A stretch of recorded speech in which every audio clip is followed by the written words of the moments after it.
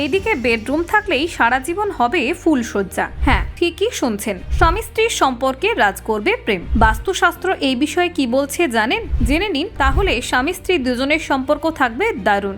দেখুন, বাস্তুশাস্ত্রে দক্ষিণ পশ্চিম দিককে সম্পর্ক, একাত্মতা ও দক্ষতার স্থান বলে মনে করা হয়। তাই এই দিকে শোয়ার ঘর থাকলে স্বামী স্ত্রী কাজে দক্ষতা অর্জন করতে পারে, তাদের সম্পর্ক মজবুত হবে ও পরিবারের ভালোভাবে দেখাশোনাও করতে পারবেন। বাস্তু বিশেষজ্ঞ অতনু ভট্টাচার্য বলেন, বাস্তুশাস্ত্রে পশ্চিম দিক লাভ ও প্রাপ্তির স্থান হিসেবে পরিচিত। এই স্থানে শোয়ার ঘর হওয়ার ফলে দম্পতির জীবনে সমস্ত ক্ষেত্রে লাভ অর্জন করতে পারবেন, এমনকি ধন লাভের সম্ভাবনাও বাড়বে। শুধু তাই নয়, প্রেম ও আকর্ষণের দিক উত্তর উত্তর পশ্চিমে শোয়ার ঘর তৈরি করতেও পারেন। এর ফলে দাম্পত্য জীবনে প্রচুর ভালোবাসাও থাকবে। তবে উত্তর পূর্ব দিকে শোয়ার ঘর বানাবেন না, এমনকি শোয়ার ঘরে এই দিকে বিছানাও রাখবেন না।